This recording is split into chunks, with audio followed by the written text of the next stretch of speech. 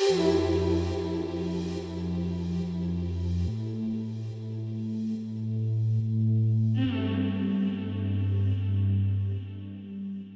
the beginning of 2020, I sold my house, my furniture, and most of my camera equipment to make the trip of a lifetime happen. I somehow persuaded my girlfriend to join me, bought a 4x4, and kitted it out with everything we thought we would need for 6 months on the road. Hashtag Africa. We finally headed out of Joburg at the end of February, only having a vague idea where we would end up the next week or the week after that, and it was the most exhilarating feeling ever.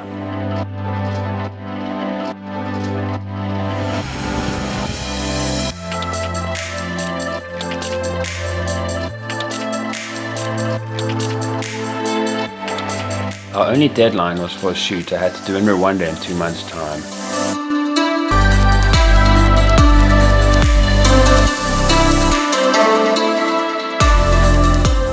We had somehow managed to break free, sold up all the excess, all the things that we are told that we need. We left the trappings of society behind, and it was liberating. So we're at our first campsite of the trip. It's at the Khama Rhino Sanctuary. It's a great stop off on the way up to Makgadikgadi, where we'll be heading next. Beautiful big private campsites, good looking ablution block as far as ablution blocks go. And yeah, it's a great start to the trip. We're really looking forward to getting into the bush a little bit more tomorrow.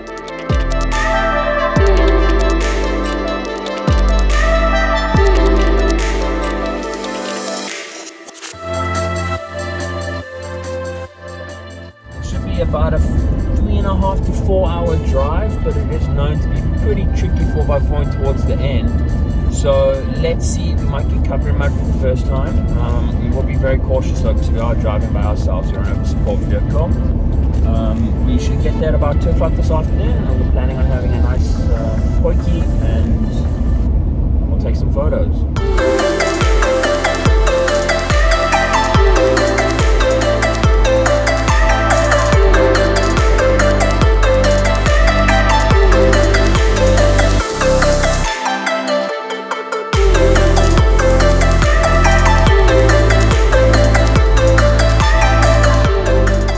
Vast open spaces of central Botswana are often overlooked by safari groups, but the stark expanses are really incredible and well worth a visit.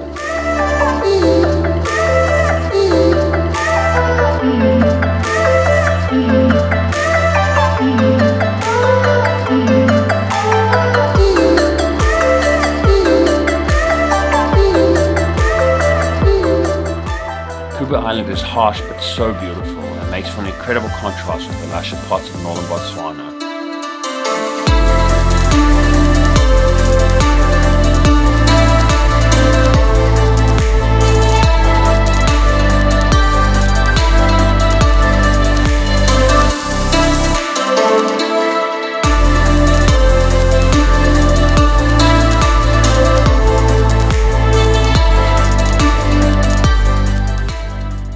So we're trying to make our way from Kubu Island to actually Gweta, but via the Nata route, because apparently the other route is incredibly muddy at the moment and we'll get stuck.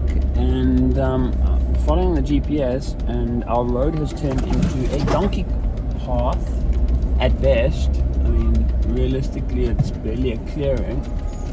I think we might have lost the road completely again here.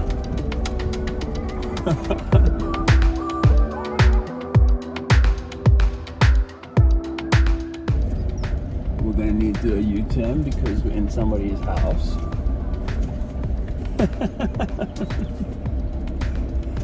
So after doubling back for about 5k's back on that little dirt road we were on, we found a spot where the road split and we took one option. Ooh, it's got a little bit of mud here. Let me not get stuck while I'm recording. There you go. So we found a spot where the road had split, and we went in the other direction, and we seem to be on a slightly more major track. It still doesn't look like there's been another vehicle on this road for about 2 weeks. At least it doesn't turn into a goat path, or certainly not yet.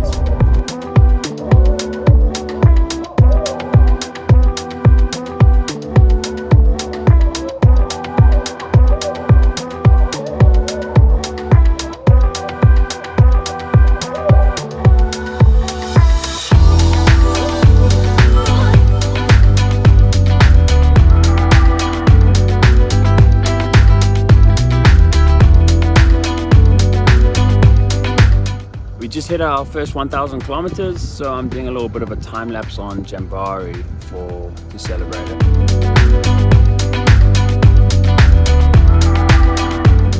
I love Botswana.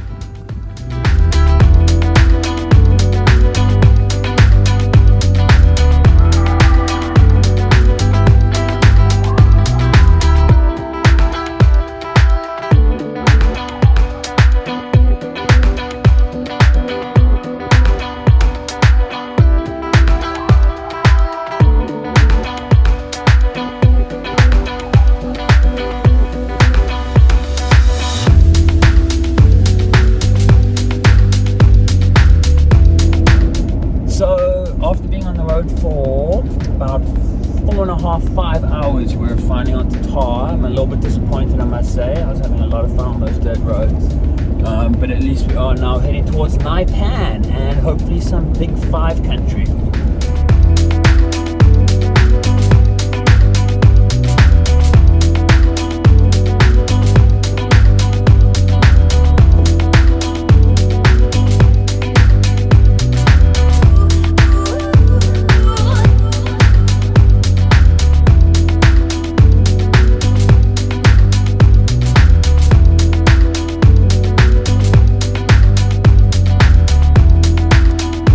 Although we were there in the wet season, there were numerous reminders of how harsh and unforgiving this terrain can be.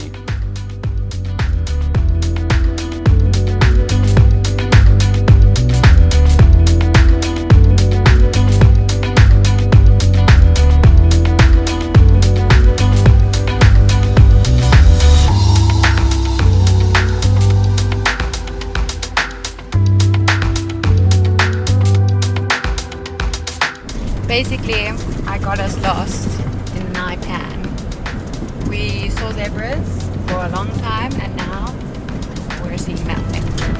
No game. What do those clouds look like there? Huge thunderstorm on its way. And have we gone through any roads that look like they might be tough in the wet? Too many roads that might be tough in the wet.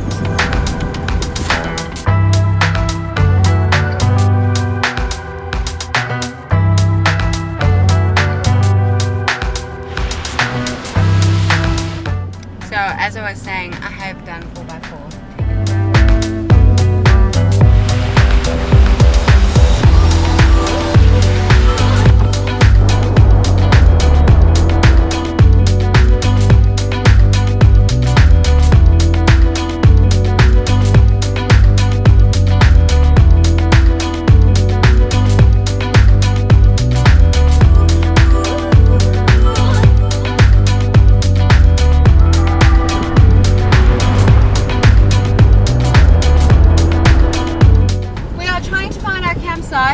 I got us very lost on our afternoon game drive, but it turned out it was pretty epic.